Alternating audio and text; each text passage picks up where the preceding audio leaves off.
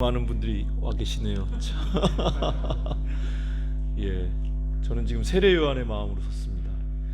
예, 엘리야의 심정이 아니고요. 예, 예수님 뒤에 오시는 예수님 신들매도 풀지 못하는 그러한 심정으로 그 조용필이 나오기 전에 이렇게 바람잡이하는 그 사람들 있지 않습니까? 예, 그래서 오늘 이렇게 예, 박은조 목사님이 이렇게 더 많은 또 은혜 주셔야 되는데 감히 제가 우리 귀한 선교사님들 앞에서 말씀 또 간증 나눌 수 있는 기회 주셔서 진심으로 감사드립니다. 제가 몇 분 하면 도움이 될까요? 너무 기신 것 같은데요. 네, 잠깐 기도하겠습니다. 하나님, 저희들 이렇게 귀한 주님을 사랑하고 섬길 수 있도록 은혜 주시고 또 우리 사랑하는 선교사님들 참 비행기 타고 또 차를 타시고 이곳으로 모아주셔서 감사합니다. 이 시간 또 우리 좋으신 하나님의 저희를 사랑하심과 또 저희를 통해 일하심을 또 부족한 자의 입술을 통해서 또 간증하고자 하오니 하나님께서 우리 각자에게 성령의 은혜를 입혀 주옵소서. 예수님 이름으로 기도합니다. 아멘. 네, 어제 박은조 목사님께서 어떻게 예수님 믿게 됐고 또 지금 어떻게 신앙생활하는가 이런 테마로 좀 나눠주면 좋겠다 갑자기 말씀하셨는데 참 매도 먼저 맞는 게 좋다고 지금 또 이렇게 빨리 하게 돼서 너무 감사합니다. 저는 지금 몇 살 돼 보이세요? 제가 지금 여기서 한 두 번째로 젊은 것 같은데 우리 타이핑 쳐주시는 30대요? 예, 저는 지금 45살 됐습니다. 예, 그러니까 제가 이 말씀 드리는 거는 여기 계신 분들이 다 저보다 훌륭하시다. 그 말씀 드리는 거고 제가 뭐 담임 목사라는 타이틀보다도요. 참 어제부터 그런 걸 느꼈는데 꼭 대학교 때 이렇게 막 저 캠퍼스 선교단체 출신인데 선교한국대회 참여하고 또 막 이 뒤에 막 일정표 붙어 있는 거 이런 거 막 보니까 참 이렇게 수련회 가는 그런 느낌으로 참 마음이 편안합니다. 그러니까 편안하게 들어주셨으면 좋겠습니다. 편안하게 그냥 주무셔도 되고요. 그 진짜 편안하게 들으시고 주무셔도 좋고요.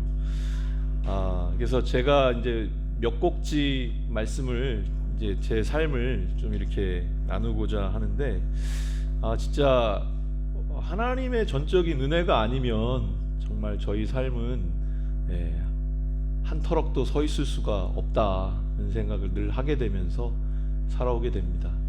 제가 이렇게 보면 멀끔하게 생긴 것 같잖아요. 다들 저를 보면 귀티난다.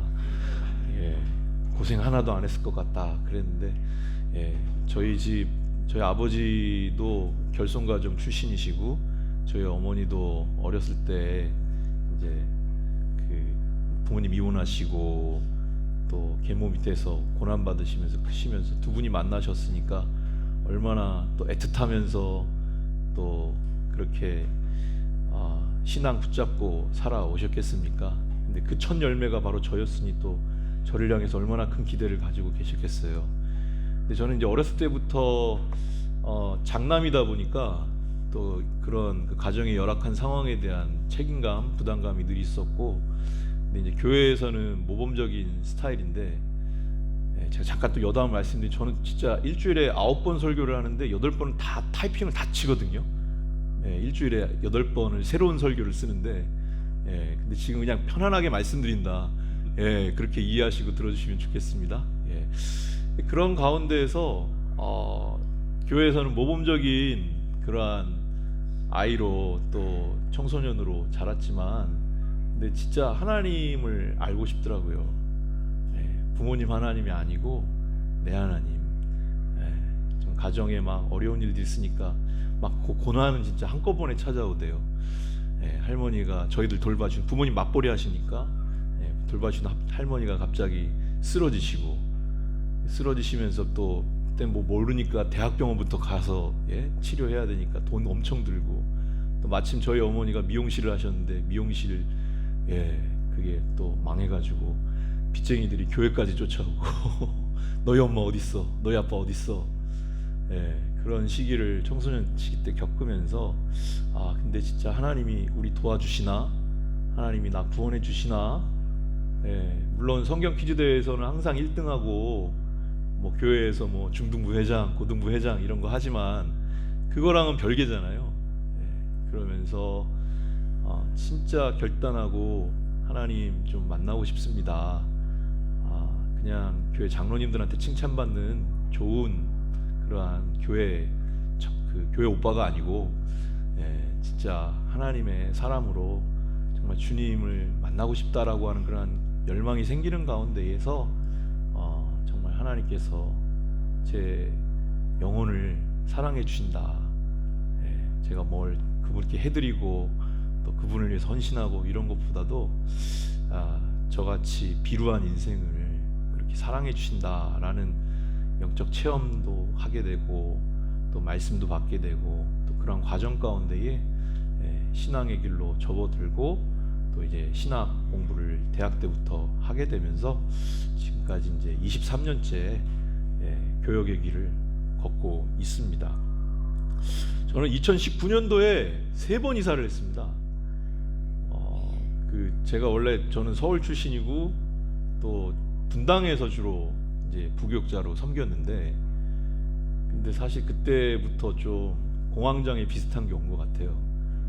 큰 교회에 있다가 좀 이거는 사역자의 삶이 아닌 것 같다는 생각을 많이 했습니다. 어제 박은조 목사님 말씀하셨던, 물론 그러니까 제가 썩음썩음하게 살지는 않았는데, 근데 그러한 와중에서 좀 제 자신이 하나님과의 관계가 제일 중요하지, 뭐 새벽에 별 보고 나와서 또 이것저것 사역하느라고 별 보고 들어가는 그러한 과정 속에서 제 영혼이 소진된다는 느낌, 그리고 또 성도님들도 이 자리에 또 평신도 선교사님들도 많이 계신 것 같은데, 성도님들도 다들 영적 전쟁의 치열한 상황 속에 살아가고 계시지 않습니까? 근데 그런 것들을 제가 감내하고 또 받아들일 수 있는 그러한 영적인 실력이 안 돼서 또 부목사 하면서도 참 힘들었던 것 같아요.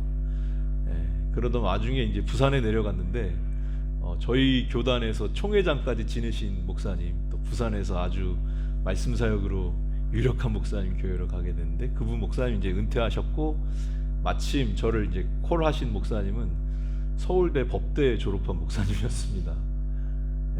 저보다는 1년 후배셨고요, 신대원은. 근데 그분도 이제 딱 거기 가신 지 얼마 안 된 상황에서 저랑 같이 동역하자고 간 거예요. 부산에 아는 사람 한 명도 없는데. 근데 1년 동안은 너무 행복했어요. 우리 선교사님들도 처음에 허니문, 새로운 사역지 왔을 때의 허니문. 부산도 저 같은 데는 저한테는 되게 외국 같은 곳이었기 때문에 거기서 이제 박사 공부도 시작하고. 근데 사역을 하면서 보는데 그 서울대 법대 나오신 목사님이 별로 행복해 보이지가 않는 거예요. 머리에서 자꾸 막 머리털이 빠지고요. 원형 탈모 아시죠? 처음에 우리 같이 으쌰으쌰 합시다 그러는데 제가 이제 행정 목사까지 했는데 너무 그분 자신이 사역이 즐겁지가 않고, 성도들 사랑해야 되는데 또 성도들하고 이렇게 편안해야 되는데 늘 긴장해야 되고, 그러면서 저도 제가 그때가 이제 41살이었거든요. 41살. 근데 이건 아니겠다 싶어서 이제 개척 생각을 하고 모든 걸 다 내려놓고 이제 다시 제가 있던 용인으로 올라왔습니다. 집은 용인이었고 이제 교회는 분당이었고 그랬는데 사역자 없이 올라왔어요. 그 가장이 수입이 없는 상황을 겪는다는 게 또 저같이 이제 착실한 사람은 정말 좀 쉽지 않았습니다. 그리고 이제 2달을 백수 생활을 했죠. 겨울이었는데 진짜 길을 오가면서 하나님 저 어떻게 살아야 돼요? 저 평생 정말 이 길만 보고 왔는데 저 하나님이 저 진짜 귀하게 써주실 줄로 알았는데 이게 뭘까요? 이제 개척 멤버들 알아보려고 했지만 또 그것도 여의치 않았어요. 그러다가 그때 진짜 계속 뭐 한 40분씩을 걸어 다니면서 기도하고, 한 예배당에 지하에 내려가서 기도실에서 기도하고 그러기를 2달을 했는데, 진짜 기적같이 42살 된 목사를 그 2월 달에요. 그것도 2월 달에. 그거 되기 쉽지 않거든요. 근데 그러면서 7,000명 출석하는 교회로 또 교구 목사로 가게 된 거죠. 근데 또 거기 가보니까 이게 또 만만치가 않았습니다. 1월부터 9월까지 있었는데요, 새 가족이 1,000명이 넘었어요. 그 여러분 별로 안 놀라시는 것 같아요. 9개월 동안 1,000명이 넘게 들어온다니까요, 교회에. 하남이란 도시가 그랬습니다. 하남이란 도시가. 제가 그걸 진짜 봤어요. 근데 그러려면요, 부교육자들이 영업사원처럼 뛰어야 돼요. 막 성도들 막 되게 막 채찍질하면서. 제 성격에는 참 그러기가 너무 힘들었는데, 그 고민하던 와중에 제 첫 사역지, 제가 이제 처음 23살 때 교육전도사 시작했는데 사실 연락 잘 안 했거든요. 인사 별로 잘 안 했는데 몇 년 만에 전화가 와가지고, 이런 교회가 있는데 한번 담임 사역 지원해봐라. 거기 목사님하고 자네하고 너무 다르니까 가서 좀 새로운 바람을 일으킬 것 같다. 그래가지고 지금 사역하고 있는 교회에다가 지원을 하게 된 거죠. 아니, 인제 들어왔는데 또 금방 나가겠다고 한다 그러면은 그게 말이 돼요? 교회 지금 사역하는 입장에서. 또 그 교회는 또 엄격한 교회인데, 큰 교회들은 되게 이게 시스템이 확실하거든요. 근데 또 하나님이 길을 열어주신 거예요. 그래가지고 지원하고, 또 딱 나중에 알았는데 84대 1이었어요. 제가 어제 말씀드렸죠, 시골에 아이들까지 85에서 90명 출석하는 교회인데, 지원자들의 몇몇은 뭐 사랑의 교회 출신, 분당우리 교회 출신, 박사 출신, 이런데 그 중에 제가 3명 안에 들어간 거예요. 저기 이제 선보는 설교하러 오라고. 그래서 갔죠. 오후 예배 갔는데 진짜 할머니들 앞에 쫙 포진해 계시고 할아버지들 어떻게 뒤에서 잘하나 보자 한번 이렇게 구경하는 와중에, 진짜 제가 지금까지 제일 잘했다고 생각했던 설교를 신나게 하고 돌아왔습니다. 근데요, 떨어진 거예요. 저는 사실 될 줄 알았거든요. 그래가지고 그 하남에 있던 집에 에어컨도 안 달았거든요. 짐 정리도 하나도 안 하고, 제가 3번 이사했다 그랬잖아요. 근데 떨어진 거예요. 아이고, 어떡하나, 이거 진짜 개척해야겠다. 나는 고신에서까지 공부했는데 도저히 이렇게는 사역 못하겠다. 그러는 와중에 지방에 장례식 인도하러 갔는데 전화가 또 온 거죠. 제발 좀 와달라고, 저보고. 왜냐, 된 분이요, 안 가겠다 그런 거예요. 그러니까 제가 훌륭해서 지금 담임 사역하고 있는 게 절대 아닙니다.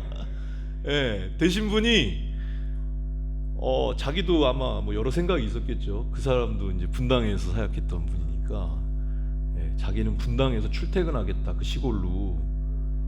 근데 사실 그게 말이 안 되잖아요. 거기 살아야죠. 거기 사람이 돼야죠. 그런데 저도 사실 가기 싫었어요. 설교하고 나서. 그 딱 처음에 설교하러 갔는데 그 큰 도로가 있고, 그러니까 이제 차들 다니는 도로, 1차선 도로가 이렇게 있고, 옆에 이면도로로 빠지는 도로에 그것도 또 중간에 까놨어요. 도로를 흙바닥으로 돌 막 울퉁불퉁하게. 그 먼지 날리는 길을 들어가면서 하나님, 저 여기 가기 싫어요. 그래도 좀 한 500명 이상은 돼야 좀 뭐 좀 해보지 않을까요? 그래도 좀 뭔가 동력이 생기고 큰 일을 좀, 우리 선교사님들 후원도 좀 하려면 좀 교회가 좀 재력도 있고 인력도 있고 그래야 되지 않나요? 그리고 나서 이제 떨어졌을 때 잘됐다 그랬는데 또 마음이 좀 왔다 갔다 하는 거죠. 하여튼 그리고 나서 이제 가보니까 그 해에 2019년도에 젊은 교인들이 담임 목사님, 저희 원로 목사님 되셨죠. 이제 저 앞에 제 2대 목사인데요. 그분에게 이제 반기를 들고 3, 40대 교인들이 한 20명이 우르르 나간 상황 속에서 원로 목사님 사모님이 난 도저히 못하겠다, 이제 여기서 30년 했고 40년째 교역자 생활했는데 이제 못하겠다 하고 손 들고 이제 내려놓으셔서 이제 청빙을 한 거였어요. 그리고 나서 이제 제가 위임 사때, 거기가 이제 제가 사는 동네가 천리입니다. 천리. 샘천자 써서. 근데 진짜 천안 동네 같다, 천리. 그랬는데 제가 그 다음에 표를 천리를 천국으로 라는 표를 가지고 그렇게 시작을 했는데, 어제 말씀드린 것처럼 코로나가 터진 거죠. 그리고 이제 시간이 지나면서 저희 교회 이렇게 만나보니까 다들 진짜 힘들게 사셨어요. 천리에서 진짜 천하게 사셨어요. 힘들게. 뭐 어제도 잠깐 말씀드렸지만 저희 안수 집사님들은요, 중독자가 있어요. 좀 더 있어요. 일주일에 7번 술을 마셔요. 안수 집사인데. 장로님 아들은요, 도박 중독이에요. 우리 한국 사회에 되게 심각합니다, 이게 지금. 그리고 너무 다양한 배경의 사람들이 신앙생활 이렇게 진짜 하고 있는데 어디 가지도 못해요. 다른 교회 가서도 잘 적응 못할 것 같은. 그리고 나서 이제 코로나가 터졌는데 뭐 만날 수가 있어야죠, 인재관 목사가. 근데 또 교인들 우르르 나갔다니 빨리 부흥시켜야 될 것 같고. 근데 하나님 그때 이 말씀 주시더라고요. 사도행전 16장인데 거기 보면 바울과 실라가 옥에 갇혔거든요. 그 진짜 사실 억울하지 않아요? 자기들은 그 유럽의 첫 땅에 들어가서, 그것도 그 진짜 다른 사람들한테 부림당하고 그 또 악령에 사로잡혀가지고 점치는 그 여자 너무 불쌍해가지고 바울이 예수의 이름으로 고쳐줬지 않았습니까? 근데 결과가 뭐죠? 감옥에 갇힌 거예요. 손도 묶이고 발도 착고에 묶이고. 그런 상황에서 저 같으면 도대체 하나님 이거 뭡니까? 내가 진짜 이렇게 엘리트 교육 받고 또 회심하고 준비하고, 또 여러분 아시다시피 지금 이때가 2차 전도여행인데 1차 전도여행 때 진짜 부흥을 많이 했잖아요. 막 자기도 부활의 체험도 하고 교회들이 막 서가고, 터키에서요, 소아시아에서. 그런데 성령께서 갑자기 나타나셔서 여기서 하지 말고 내가 보이는 땅으로 가라. 마게도냐 사람 나타나가지고 우리를 좀 도와라 해가지고 간 데가 유럽 첫 땅 그리스 빌립보잖아요. 그런데 가자마자 그 여종 하나 고쳐줬다고 그렇게 거기에 유지들한테 모함당하고 감옥에 갇히고 아무것도 할 수가 없는 거죠. 단지 했던 게 뭐죠? 찬양했잖아요. 찬양할 때 하나님 높여드리고 찬양할 때 거기서 지진이 일어나서 그 묶였던 것들이 풀어지고. 참, 그러면서 알고 보니 바울이 정말 계획하지 못했던, 생각하지 못했던 그런 사역들이 감옥에서 일어나고, 또 아시다시피 여러분들 감옥에서 여러 옥중 서신들이 쓰여졌잖아요. 우리는 선교사역하고 복음사역하면 막 사람들 열심히 전도하고 성령의 바람을 일으키고 3,000명 5,000명 회심시키고 교회 세우고 이런 걸로 다 이제 우리의 실적을 평가하고 싶지만, 근데 하나님 오히려 그렇게 준비된 바울도 옥에 가두시고 아무것도 못하게 하시고, 그런데 거기서 하나님께서 또 함께 하시고 역사하시더라. 저도 그래서 하나님 저 진짜 준비 많이 한 것 같은데, 제자 훈련도 준비하고 또 소그룹도 제가 잘하고, 저희 교인들은 제가 다가서면 도망가요. 저 되게 인상 좋지 않습니까? 목소리도 좋고, 저 방송국도 나가거든요.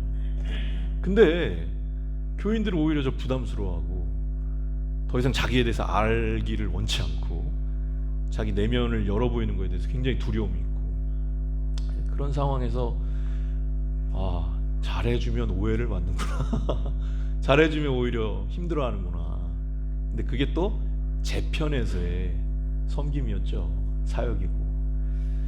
코로나 2년 좀 넘는 기간 동안 근데 아무것도 안 한 건 아니고요. 7차례 전교인 대신방을 계속 돌았어요. 처음에는 이제 교인들 장 보기 힘드니까, 어르신들도 많거든요.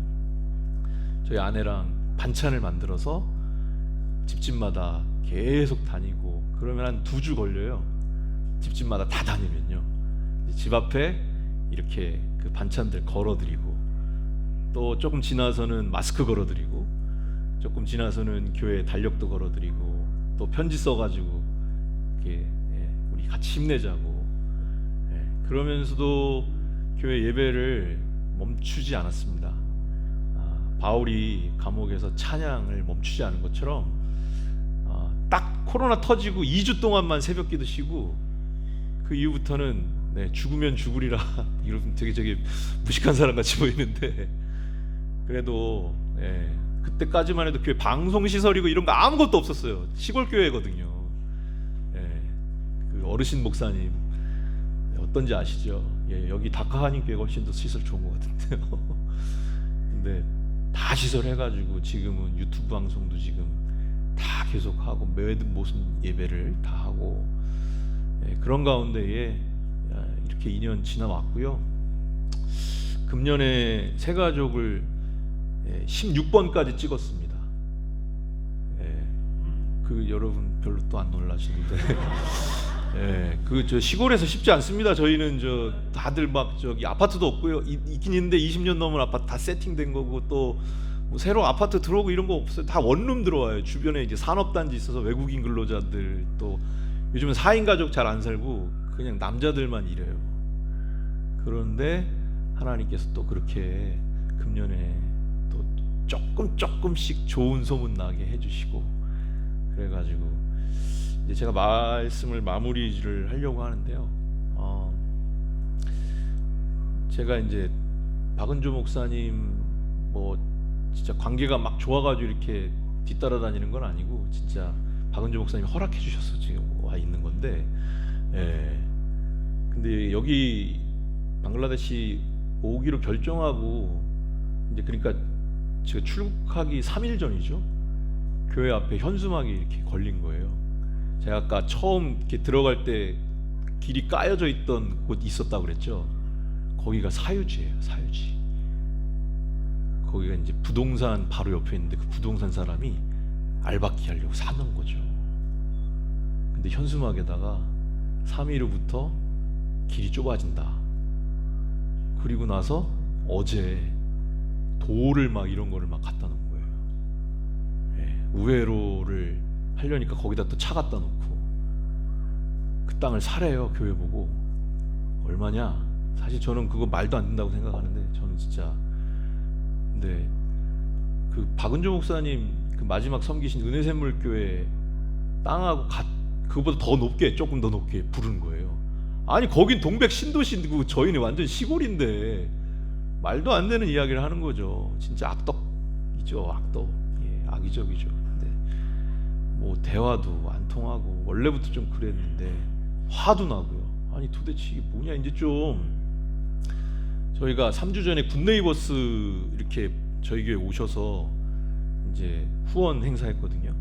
저희 교회 되게 가난해요. 뭐 배경이 다 그렇잖아요. 근데 55명이 앉았는데 35명이 한 달에 3만 원씩 결연해가지고 섬기겠다고 작정을 한 거예요. 대단한 겁니다. 그거. 성도들이 순박해요. 또 이렇게 어려움이, 관계에 어려움이 있지만, 근데 그렇게 선한 일을 결단하고 나서 시편 112편에도 은혜를 베풀며 부어주는 자는 잘되나 그 일을 정의로 행하리로다 하면서, 악인들이 이를 보고 한탄하면서 이를 갈면서 소멸될 거다. 그 행사 하자마자 그 지금까지 안 그러던 그 사람이, 그 땅 주인이 지금 돌멩이 갖다 놓고 그런 거죠. 그래서 제가 출국하는 날 우리 중직자들 모아놓고 대책위원회 구성하고 기도하자고. 기도하자. 답이 없다. 사실 저희 성도들은 뭐 삶이 바빠서도 그렇지만 또 원로 목사님이 지금까지 사역을 다 하셨어요. 저도 지금도 그 길을 따라가고 있는데 여름에 제초 작업, 제가 관리하는 나무가 10그루거든요. 뒤에 산이 있어서 막 고라니 뛰어내려오고 이런 지역인데 겨울에는 눈 쓸고요. 가을에는 낙엽 쓸다가 오고요. 근데 교인들이 아무것도 지금까지 관심 없다가 제가 그래서 주일날 이거는 여러분들 일입니다. 제가 교회 대표자지만 그러나 이건 여러분들 교회고 제가 관심 없이 하겠다는 건 아닙니다. 지금도 계속 체크하면서 기도하고 있는데 그러니까 이제 우리 성도님들이 그래 우리가 해야지 우리 교회니까. 물론 지금 외적인 어려움이 있고 사실 저도 야 길을 막아놓으면 이제 차가 못 들어오는 거잖아요. 저희가 주차장이 800평이거든요 10그루라고 그랬잖아요. 저희 교회 오시면 되게 예뻐요. 그래도 제가 예쁘게 꾸며놨어요. 근데 그거 못 들어오는 거예요 차들이. 그러면은 마음 약한 성도들이 불편하다고 다른 교회로 갈 수도 있고 이제 좀 자리 잡고 새 가족들 조금씩 들어오고 그러려고 그러는데 근데 이제 방글라데시 딱 비행기 도착해서 내리면서 마음이 편안합니다. 하나님이 해주시겠지 뭐. 하나님께서 더 그동안은 막 불안하게 울퉁불퉁 다녔는데 매끄럽게 시온의 대로 열어주시겠지. 어제도 아프가니스탄 말씀하시면서 얼마나 많은 비난 그런 거 저도 그 책 보면서 다 이렇게 과정을 봤는데 근데 목사님께서 오히려 더 전 세계에서 격려를 해주시더라. 그러셨잖아요. 선교사님들 저희 교회 격려해 주시고 기도해 주실 거죠? 네, 너무 감사하고 저희 교인들 지금 그러고 알고 있습니다. 제가 막 사역 돕고 뭐 이런 거 아니고 오히려 진짜 제가 여기 오니까 너무 마음이 편안하고 또 저한테 귀한 또 사명을 주셔가지고 우리 조성희 선교사님 도울 수 있는 같이 또 말씀 바로 이어갈 수 있도록 너무 감사하고요. 또 이런 부족한 저를 담임 목사가 아니라 그냥 한 형제로 봐주시고 들어주셔서 감사합니다. 생각나시면 저희 교회 좀 잘 해결될 수 있도록 기도해 주시면 진심으로 감사드리겠습니다. 귀한 시간 주셔서 감사합니다.